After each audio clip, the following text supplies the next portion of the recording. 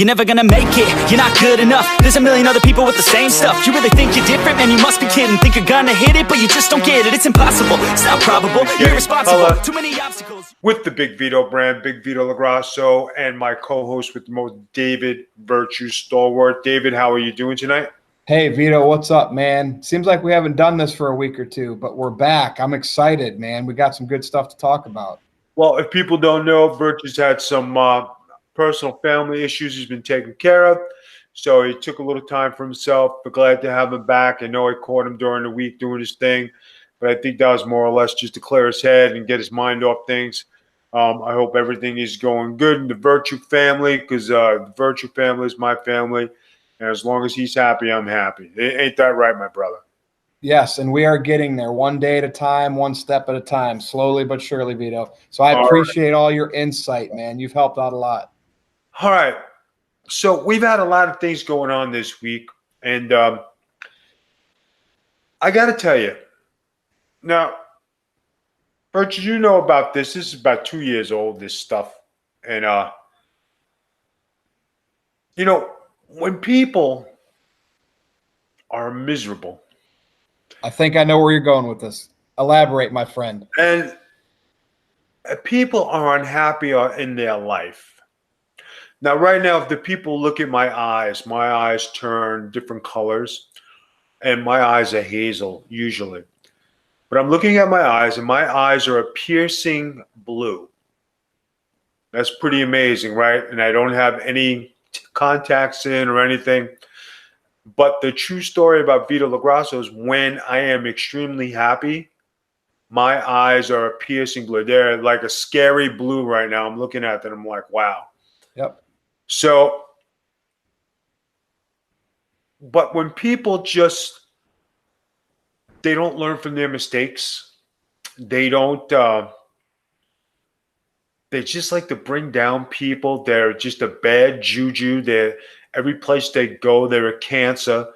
When you sit and you look at everybody else being successful, and even when somebody is on the down, like your wife has a stroke and your wife is ill, she's on the verge of dying, and you still can kick sand in somebody's face. You know, guys, I like to keep everything professional, but like, you're a fucking piece of shit. I mean, you really are. And if you were in front of me, I'd fucking destroy you. I wouldn't even think twice. And I wouldn't give a fuck who you know, who you got behind you, or what's going on. I would fucking destroy you. Well, I think the person you're talking about doesn't have much behind him or anybody. I mean, let's be honest. That's why he does what he does and attacks people and trolls, because he's living an empty life. And when you live an empty life, misery loves company. And I got to tell you, you are one miserable son of a bitch. And if I looked and smelled and lived the way you lived, I'd be a miserable fuck too. Yeah, I agree with you. And to be honest with you, Vito, I'm not going to mention his name, but like, who is this guy and what has he done? He worked with a green John Cena and people like that, and now all of a sudden this guy's – I'm assuming that's who we're talking about here. Right. And he thinks he's just the God's gift to wrestling genius. That's all I'm going to say, man. You got more at stake than I do. I don't know him. I only know what the internet tells me. And – you know, when you go into somebody, you get a half-assed answer of what somebody did, or you think you're going to throw dirt on somebody or throw shade. Know what the fuck you're talking about. One of the people online, person was, you know, talking about my arrest in 2008 for domestic violence. You know what, people? I was the victim.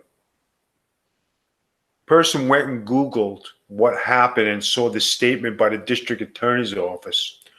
Mr. LaGrasso was falsely accused. They threw it out as soon as it came in. It was a no-brainer. Okay? And we've talked about that. You told that story on this show. Yeah, I told the story. And for me to have to rehash it, like 10 years, it just happened in 2008. We're in 2000, this is 11 years ago. You know, And 11 years, and you got to dig in my past. You want to, oh, I got something on you. And then for this person to dig even 20 years ago, now everybody knows I had a stalker. There was an ex-girlfriend, ex-fiance of mine. 20 years. She has stopped. Thank you very much. I appreciate it. I have nothing bad to say about you. I have nothing bad, nothing. And when you have to live in 20 years and 10 years in the past, means your life is pretty friggin' empty and you have nothing going on. Nothing. And well, that's what pisses me off, Vito. All these people that have to go and dig stuff up because they don't like somebody. Though the same thing happened with Lars Sullivan. People had to go and dig. He's getting a push by WWE, and regardless if we like it or not, like what his work or not, people are going in his past trying to dig up stuff to defame this guy. There are people like that they can't sleep at night. What happened with Lars Sullivan? Well, remember he made all those. This was actually out on the internet a year or two ago when he first came in NXT. He went to this fitness website and was posting. Supposedly, it was him posting these, the bigotry, racial, misogynistic comments. And this was a younger Lars Sullivan, and somebody recently went out and collected all of those things that he supposedly said and put it out there as if they're trying to get him de-pushed, fired from WWE. It's those snowflakes that are going. I mean, what has Lars Sullivan really done? I don't see him as any of those things, like a racist, a bigot, just based on supposed posts he put on a muscle fitness website. Now, if he's going out there today and on social media and in promos on his cell phone and he's being that way, if you're a repeat offender, then you're guilty as charged. I cannot believe people have to dig stuff up to defame people, to say, oh, he's a racist. To say all of a sudden Hogan is a racist because of that tape. I was just the guy apologized. Hogan in a private conversation in his house, saying probably what 99% of the Americans today would say if they were in his situation. And you want to talk about like nonsense and bullshit and shit like that. If people would mind their fucking business, just mind your business. I'm not bothering you. You don't have nothing to do with it. What's the matter? You don't like the way my life has turned out. You don't like the house I live in. You don't like the great things I have going on. You don't like the happiness I share every day, all the positive posts I put. What's wrong with my life? Huh? What's wrong with the house I live in? Question. I have a couple shout outs that I need to do with people in our chat right now. Say hello to Miami Sunrise.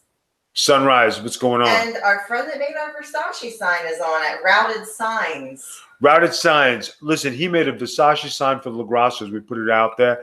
That is one hell of a sign. I think I'm going to have to get another sign. I think we need another sign for your background. I think we need one for there. Yeah, I think we need one for the background. So if you're watching and you're looking at my wall, I definitely would like something that would cover the wall. I don't know what. Who makes those, Vito? Is that Bang Biscuit? Yes. Yes. Yeah, because I hear Russo talking about that stuff all the time. Signs for Vinny too. He made a sign for Vinny. He does some other stuff. He does great work.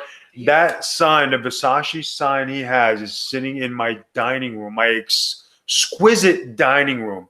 That's how good it is. That's how classy it looks. He needs something for Virtue, and I'll even throw him some bones too. Yeah.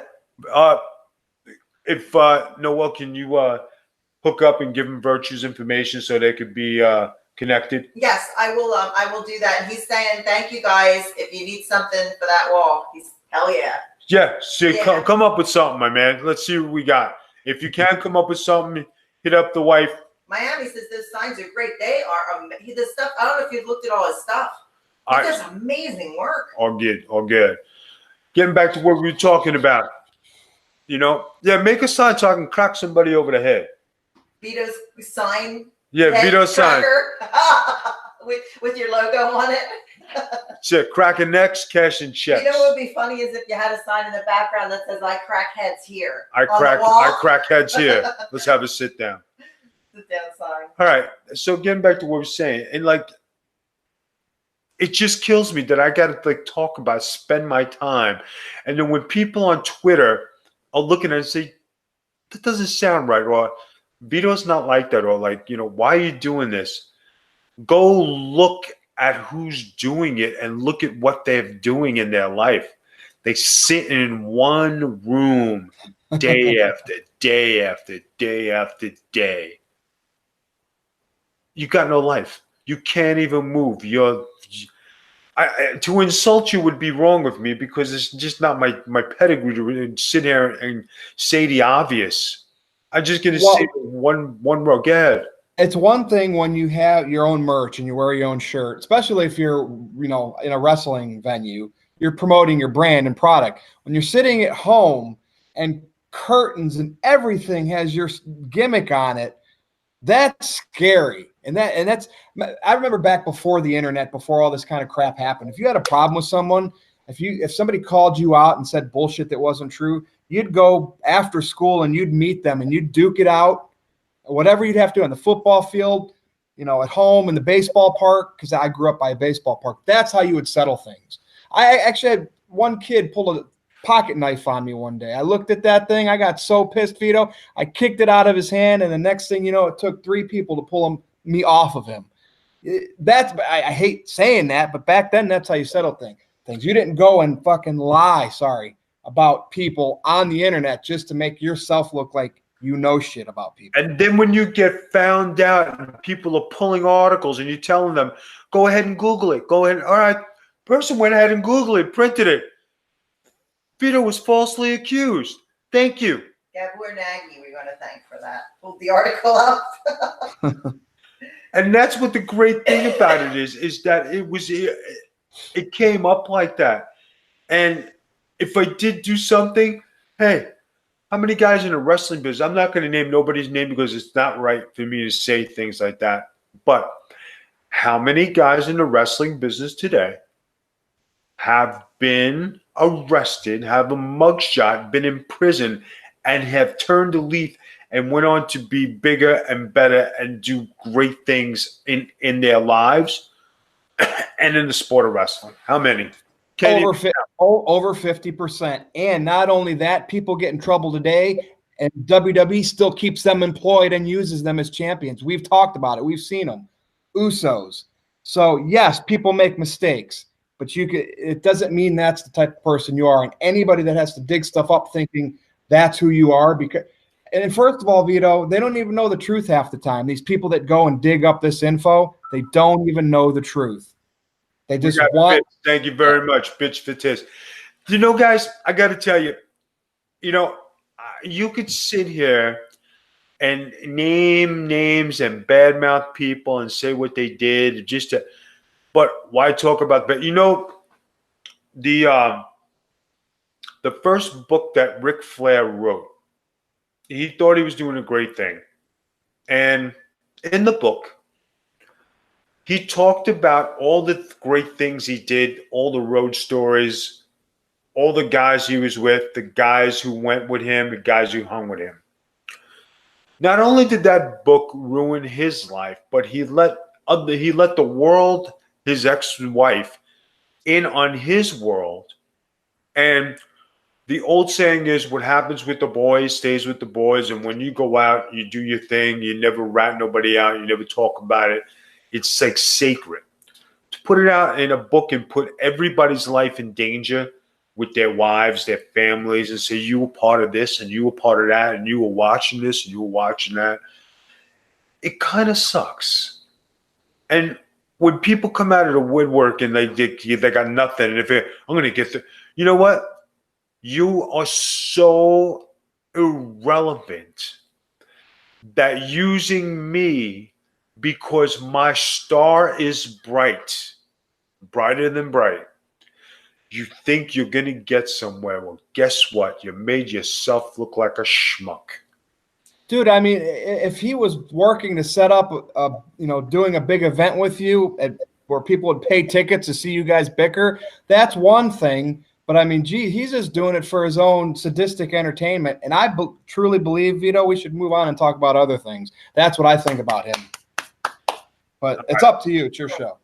All right, getting off that subject, the basketball news, Trailblazers won tonight. And I think the Sixers are losing right now. So the Sixers are in danger. I'm going to check that right now. Yeah, we're looking at the score. Sixers in Toronto. Right.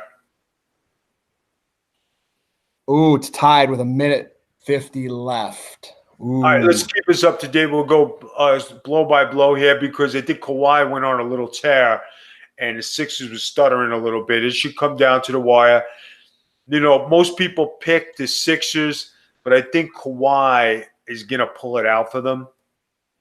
Dude, he's good. I mean, he's a former MVP of the finals.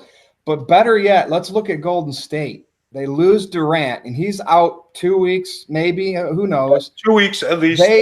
When he left that game, they still won, and they won the next game. And then I looked at a stat. Without him in their lineup, since they've had him on their team, as long as Curry plays, this counts regular season and playoffs, they're 25-1. With or without Durant, that's still the team to beat. Guys, they did it before Durant. They're doing it after Durant. I have a feeling Durant is leaving. He's going somewhere. I don't know if he's going to the Knicks. I'd rather not see him go to the Knicks. I'd rather see them get the number 1 pick and the Knicks get somebody else just for the fact that he's a one-man team and he's not so much a team player and he needs great people around him for him to win. You look at Russell Westbrook, you look at Paul George, 2 great players. They're not winning. Now, the one who's on now, you watch the series, James Harden. That's Mr. One-Man Show for you. What do you do now with Houston? Do you break up the team? Do you trade Chris Paul? Do you get rid of these guys? What do you do? I mean, to be honest with you, what did they do before Harden? I don't even know if they were really a playoff team. I mean, I remember they had McGrady like a decade ago. I don't know. Harden's good enough to get you to the playoffs, but he ain't good enough to get you to the championship. He's not a closer. Yeah. He's not a closer. We do need our Knicks to get back in the playoffs, though, Vito. I hope these next couple of years they can finally. Well, let's put it. out. Let's play devil's advocate. Just to say they luck out and get the number 1 pick, and they get Zion, right? Okay, that gives them a power forward. They got Kevin Knox at small forward. They have. You know who I think's going to sign with them? I know you probably don't want him to. Kyrie Irving.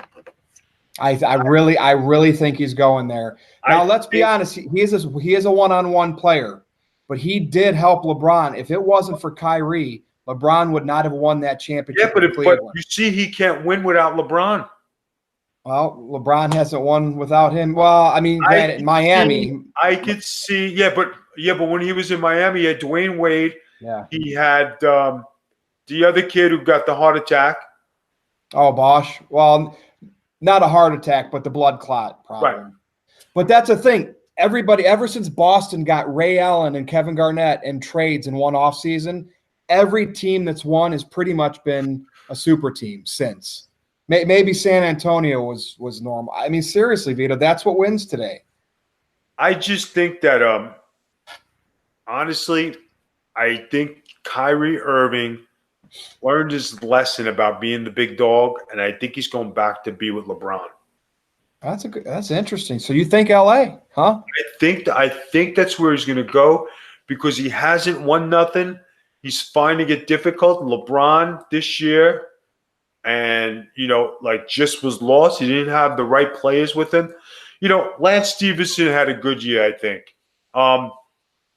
The center had a good year. They had a lot of injuries. LeBron was injured. Rondo was injured for part of it. When Rondo was in there running the offense, Rondo was cooking. And Rondo's a winner. A lot of people don't give him enough credit. That guy is a 4-time champion. Dude, here's the X factor. And I don't know if they'll trade him because I don't know when he's a free agent. Anthony Davis.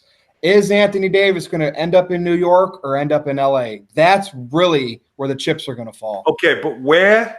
Now, they had a story about this in the Post. What would you trade for Anthony Davis without breaking up the nucleus of the Knicks? And that's the thing. The Pelicans are going to keep him as long as they can to try to get something for him, and they're going to demand a lot of young players. Now, do you know what they were asking? What they would want? This is what the paper was saying. They would have to get rid of Mitchell Robinson, the center, Kevin Knox, Frank Nikita, and the number 1 pick.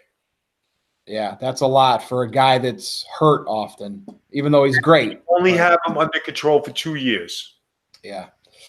They can Build young, and I'll tell you why. I mean, this will sum up basketball for you. Build young, because look at the Warriors.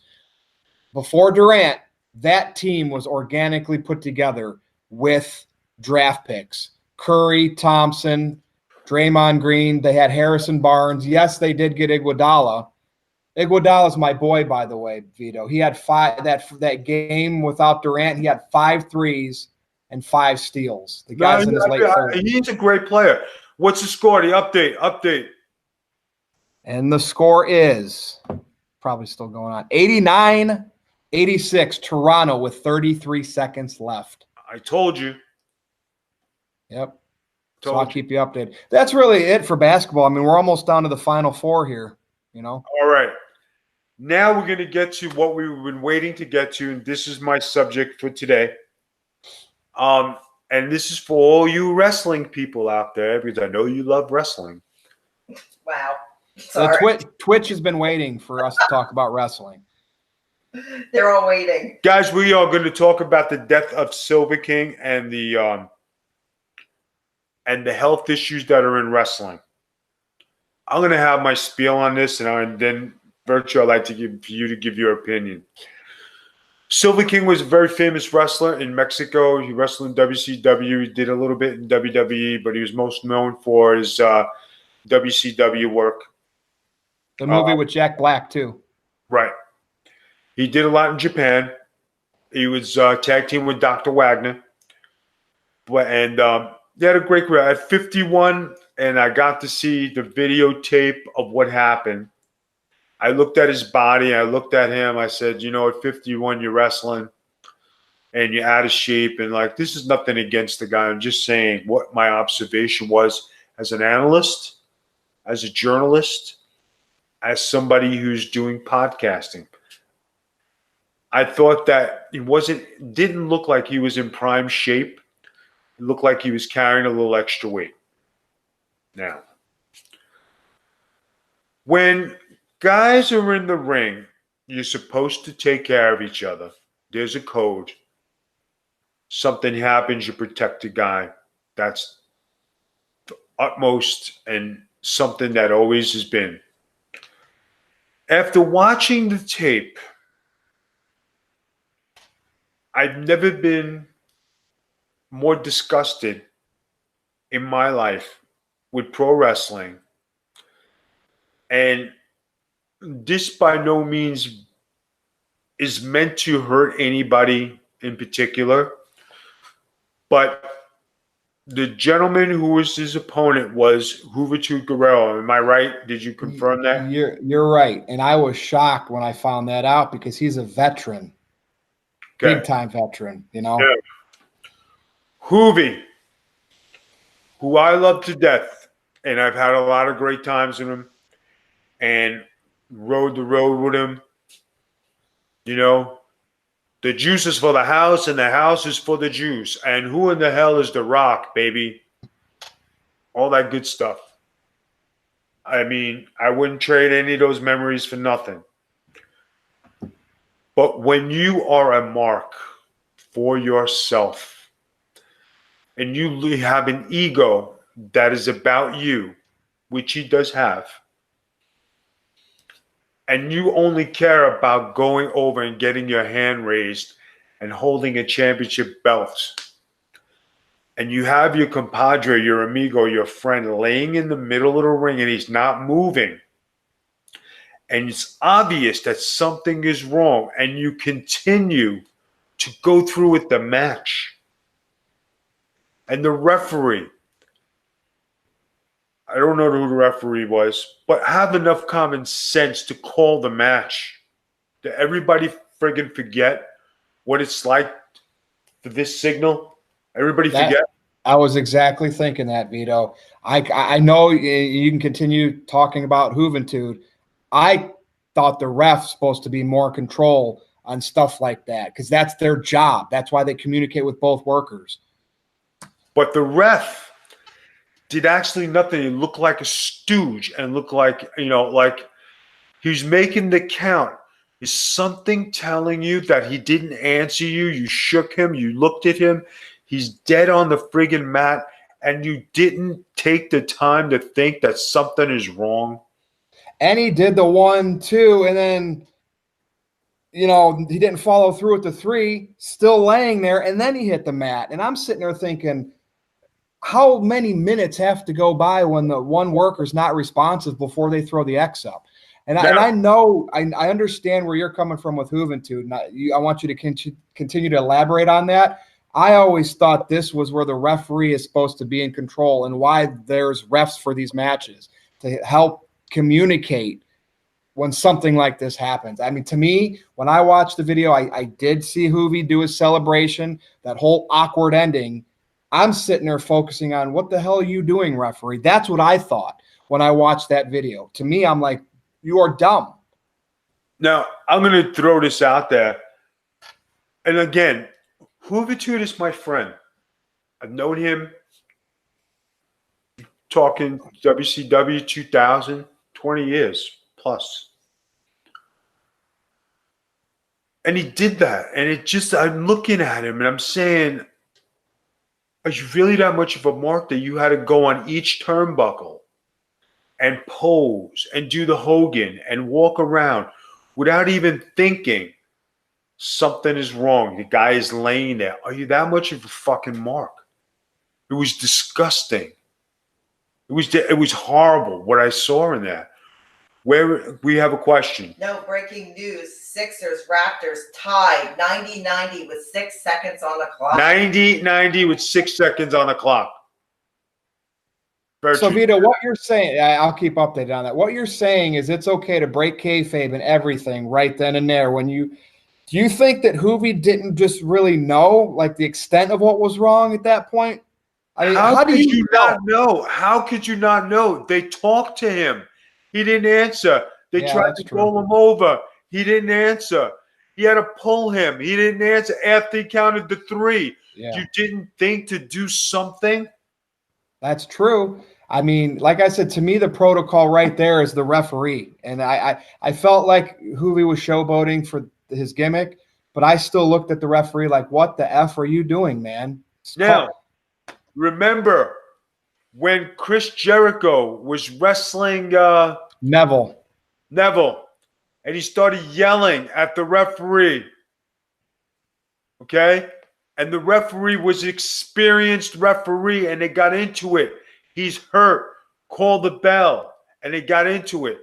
And Charles Robinson is a dear friend of mine. I love Charles. What do you think about that? Well, that was Jericho. Yeah, Jericho knew Neville got hurt, right?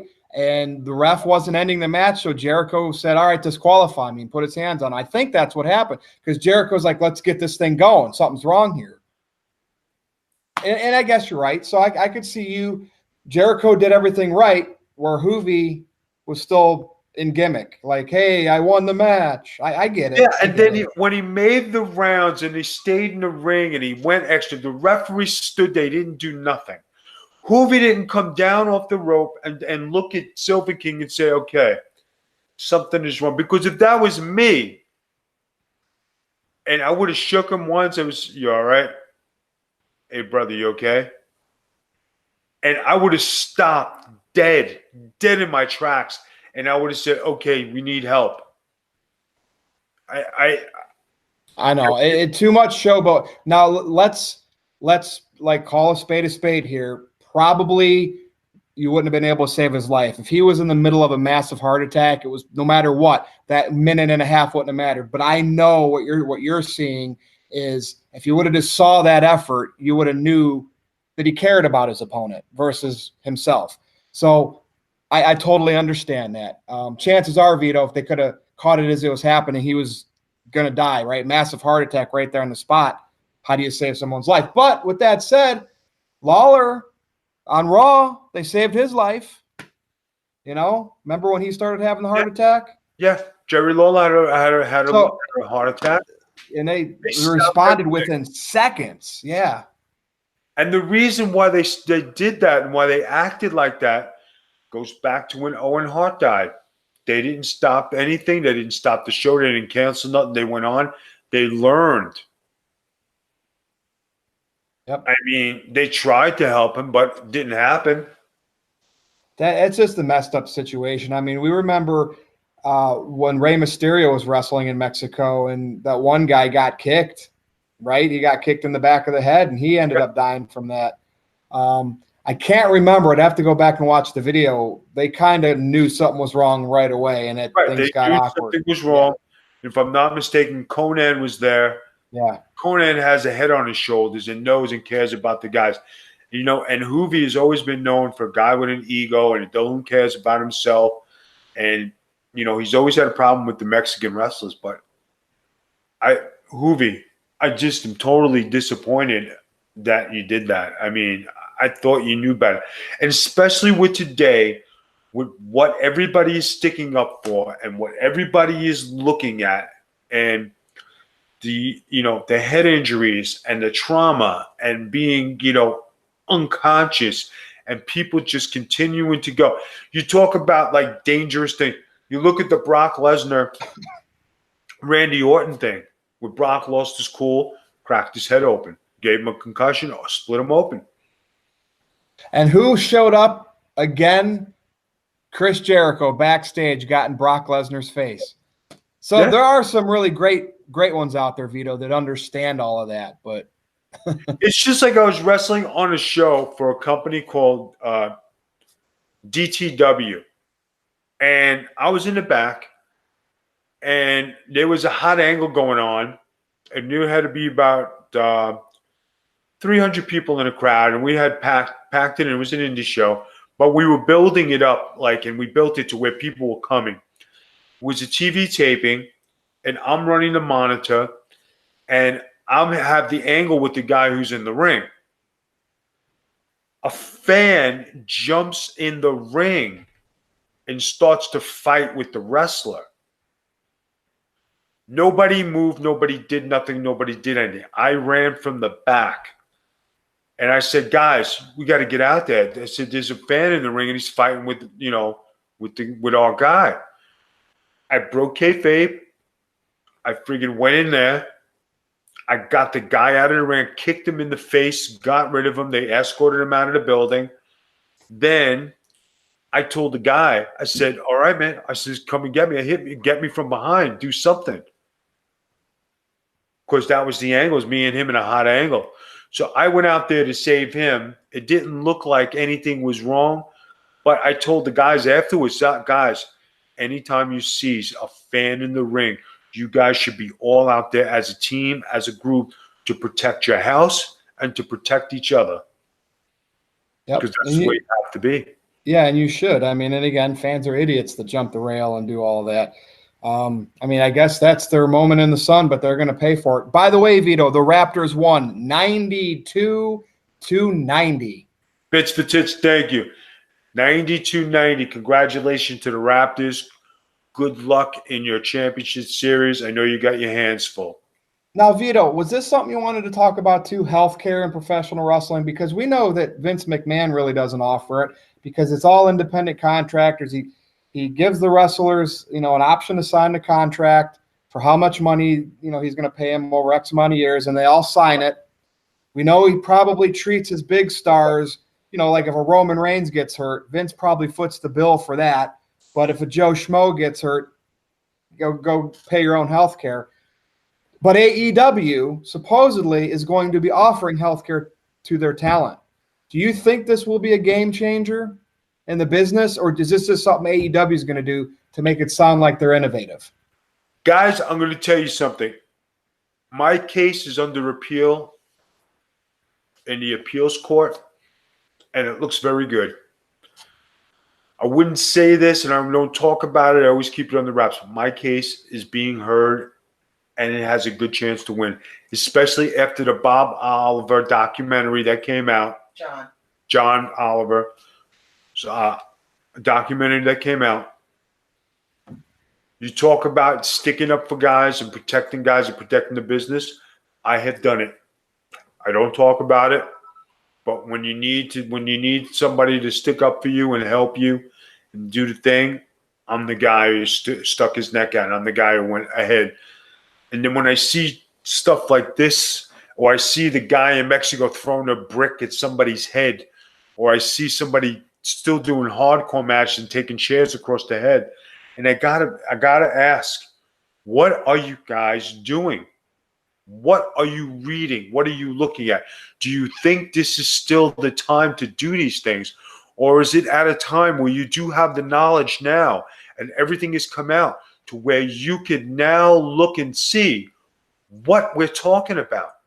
There are still jackasses out there who believe that, oh, brother, we got to do ECW. You were in a diaper in a bottle when ECW was going on. You were in your mom's basement watching it. You were hoping your dad would pay for the pay-per-view. That still happens too. Even at the indie levels, when they're making $30-40, Vito, they're still going through thumbtacks and head first into tables with a pile driver. Just nuts. Guys, and you want to know what the best part about it is? When I did it back then and I did all that stuff, ask me how many guys got hurt. I'm going to say 0. I watched your hardcore stuff. It looked good, but it also, if you really paid attention, looked safe. Yeah, we took care of each other. We know we were hard-hitting, and we know what was going on. And I was probably, I took care of you, but where I knew where to hit you and where I knew where to get you, it was safe. But seriously, Vito, think about this. If AEW is going to offer their talent healthcare, and AEW is going to be that indie style, New Japan, Ring of Honor style of wrestling, where they have to do all these crazy things, aerial stuff, this and that, to appeal to the fans, those medical bills are going to rack up. Do you think the cons are ready for that? I mean, well, here's the thing, okay? You talk about medical coverage. Mm-hmm. We're going through a thing right now with my own personal medical coverage with my wife and I, and we're looking for better medical coverage on a cheaper level. So being that I am a corporation, right, I said, okay, let's look at a corporation and as a business to get health care. So I'm looking into it right now to see if it is possible. I think the more people you have in it, the better it is. More lucrative for you to go the business route than going in the individual route. Cobra can cost you over $1,000. All these insurances cost you over $1,000. I'm going to take a look at seeing if the business is something that can be done for my wife and I as another avenue to have good health care. I mean, it's ridiculous that we have to have this problem in the United States. It's ridiculous that we have to have this problem. But AEW providing health care, thank you for the bits. Providing health care. That's Virtue. Virtue, thank you for the bits. Yeah, I said what it was just a quick thing, a quick look. But who can beat this? I'm challenging people to beat that. That's why I did that. Beat it, baby. So what I'm saying is, guys, being that AEW would offer health care for the wrestlers so they can perform with a clear mind knowing that they are going to be okay and they're going to be covered, I think is a great game changer and something that's going to change the industry to where WWE is going to have to take a serious look at past, go from their mistakes, look to do better for their performers. I mean, let's look at it, guys. Their ratings are down. Everything is going down. You don't think that it's bad karma coming back at you, that your business is suffering because you're letting something hang in the balance, and after the John Oliver interview, everything has gotten worse for you? Put 2 and 2 together, fellas. Now, I want to play devil's advocate for AEW by offering supposedly benefits to the wrestlers. The wrestlers know they're going to get medical benefits. Would that then make them even be crazier, saying, well, if I get hurt, I'm covered, and actually have more injury? You know what I mean? I get it from the worker standpoint. As a worker, I work at my job. I want them to supply healthcare benefits, and I get why wrestlers should want that too. But I'm just looking at the double-edged sword. Could it become a problem for the company and a lot of money? I think because they're going to have the health benefits, I think they're going to be able to work freely, but not more dangerously. Okay. That makes sense. Gotcha. And maybe knowing they have the security blanket of not, if they do get hurt, they'll be covered. Maybe that'll give them more confidence too. I mean, how many workers are worried about if they get hurt, they know they're going to miss time? Not only most of them in WWE specifically have to pay for their own medical, they're going to miss money because they're only going to, at that point, when they're out hurt, get their guaranteed. They're not going to get bonus. They're not going to be on TV or be at house shows, or they're not going to get their extra. So you know what I mean? And it's probably easier to get injured when you're worried about not wanting to get injured. Does that make sense? Makes sense. Yeah. All right, guys, listen, the moral of the story is, guys, use better judgment out there. You see somebody hurt, I don't give a shit if promoter gets mad, you're going over, you're not going over. Tell the ref, don't do the ref. Get disqualified so this way you can get help. Take care of each other out there, guys. It's better for you, and it's better for the business. Really, truly. All right, onward to our next subject. We are going to talk about the ratings and how it is plummeted. Virtue, I know you've been a steady watcher of both brands. Which is the worst of the two right now? Well, what do you mean in terms of ratings? SmackDown's still a little bit lower than Raw, but I remember back show-wise, which is more unbearable?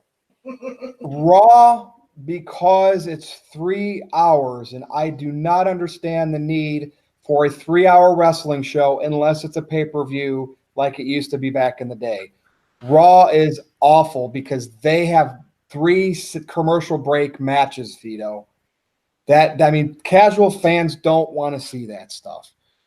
You got 3 hours of TV on Raw, Vito, and you can't do more storylines and more characters to be entertaining like they used to be. So SmackDown's more bearable by default because it's only 2 hours. I hear you. Your camera's going in and out where you're unclear. Yeah, that's his camera. Oh, am I good now? Now That's you're good. Yeah. Sorry. No, I get you. I just think that, I think everything has something. Everything is connected with something. If you do good things for good people and you do good for the business and the guys who put the time in, I think you're gonna get good. When you look to screw people over and you take their royalties and you don't pay them and you hog all the money and you're messing with somebody's health, I think it comes full circle and you're gonna get it in the end. I agree. Just my thoughts. All right, my man. Go ahead and give me your plugs. Well, everybody knows I'm on Twitter for the most part. I've been a little more quiet than normal lately, but I'm still there at NoDQ_Virtue. Or you can go to my Facebook, NoDQ.com/Virtue. And I do stuff for NoDQ.com and, of course, WrestlingWithWrestling.com and the BigVitoBrand.com. All right, Noel, give us our plugs. Well, you guys are on Twitch with us, but those of you on our audio podcast, please check us out on twitch.tv/thebigvitobrand. Those of you on Twitch, check us out at anchor.fm. Stop doing that. Check us out on anchor.fm/thebigvitobrand. We are on social media at the Big Vito Brand. All social media, that's Twitter, Instagram, and our lovely Facebook page where we put up our special funny ads and videos. Also, we are on the Russo brand, usually on Wednesdays. For some reason, we were on Thursday this week. But usually we're on Wednesdays on the Russo brand on the Well Network with This Week in Pro Wrestling History. This week we discuss Vito's partnership with Nunzio. Oy vey! All right. Way to go. Way to close the show. I'd like to give a shout out to all the moms out there. Have a happy Mother's Day.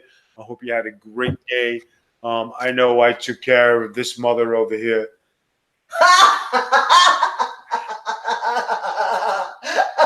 And I know she had a great day. So I did. It's all good. All right. For David Virtue Stallworth, Noel, Harlow Lagrasso, and Big Vito, we're signing off. I hope everybody has a great day. And we will see you next week. Same bat time, same bat channel. Pieces, dog.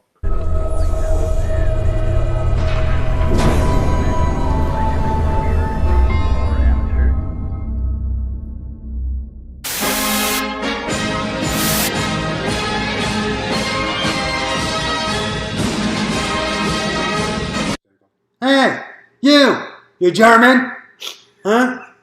First you my wife, then you go my niece. What the